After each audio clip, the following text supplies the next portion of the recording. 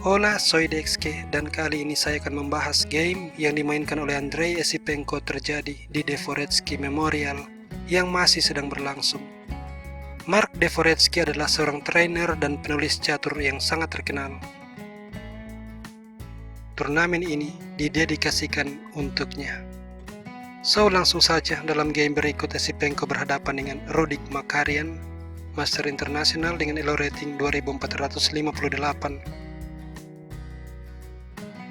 Berbeda sekitar 200 elo dari Esipenko.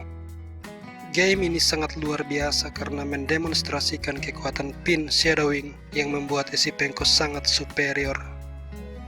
So, Esipenko sebagai putih D4 dimainkan, kuda F6, kuda C3, dan kita memasuki Queen's Pawn opening varian Chigorin setelah D5. Gajah ke F4, lalu E6.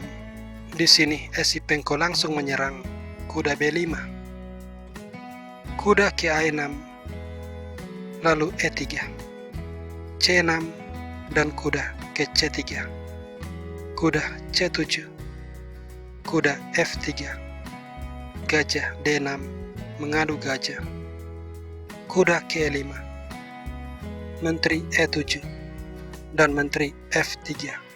Langkah psikologis, bersiap mengantisipasi kemungkinan hitam rokade ke sayap raja. Jadi hitam tidak rokade, tetapi melangkah kuda D7. Dari titik ini, Esipenko mulai mendikte lawannya. Pertama-tama, dia melepaskan pengorbanan kuda makan pion. Jika menteri makan kuda, gajah makan gajah. Menteri makan, pion makan, dan Esipenko unggul satu pion.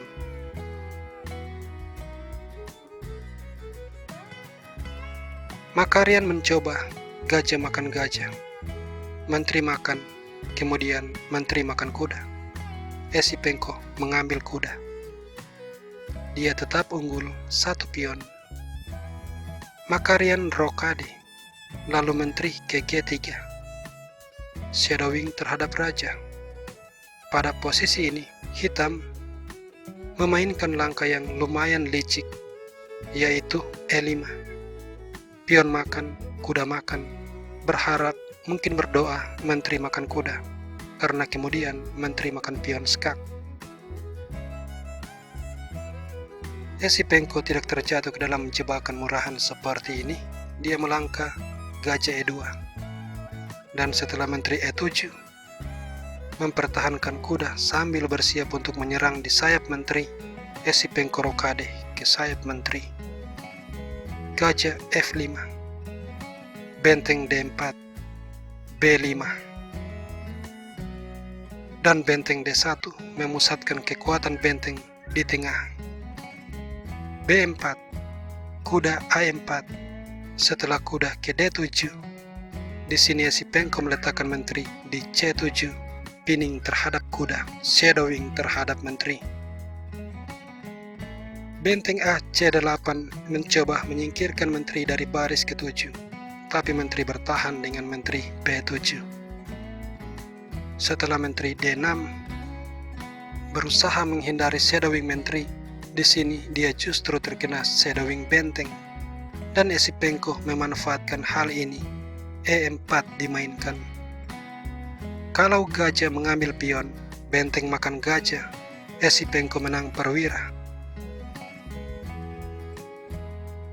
Maka benteng C7 menyerang menteri.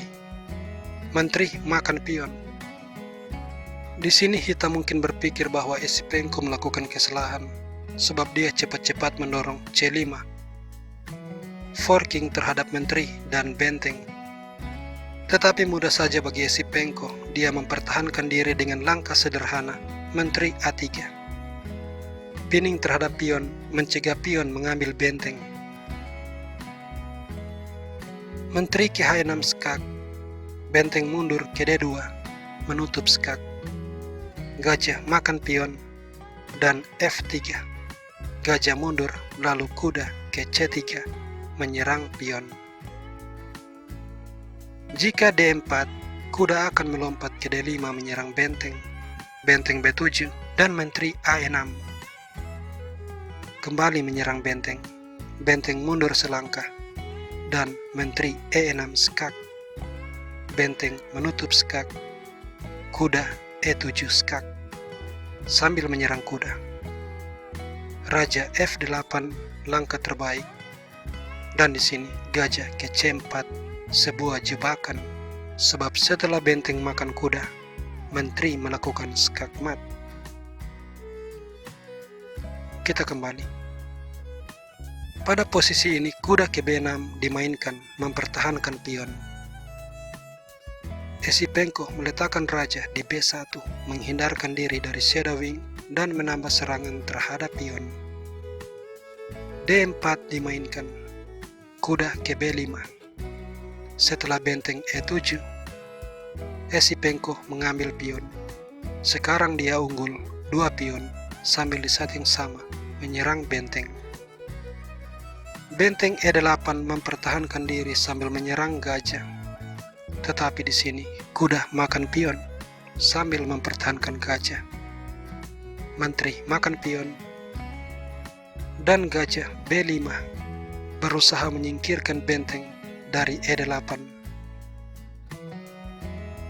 Hitam mengabaikan hal ini. Dia melangkah benteng E5 menyerang menteri. Di sini Esipenko kembali menggunakan kekuatan pin. Menteri D6. Menteri H6 menghindari shadowing, dan A4. Setelah benteng D5, menteri ke B4, dan sesudah benteng D8 melakukan pinning terhadap kuda. A5 mengusir kuda, dan terserah kuda ini mau kemana. Di sini kuda ke D7 dimainkan. Gajah C4. Sebuah pinning terhadap benteng mengancam untuk mengambil benteng. Kuda ke F6 berusaha mempertahankan diri. Tetapi setelah kuda ke C6, langkah yang sangat luar biasa. Makarian langsung menyerah. Tidak ada cara bagi dia untuk menghindarkan diri dari kehilangan benteng. Jadi demikianlah video ini, dan kita akan berjumpa di kesempatan berikutnya. Sebagai tambahan, Esipenko sejauh ini masih berada di peringkat 2, tertinggal setengah angka dari Grandmaster Boris Grachev yang memimpin 4 poin.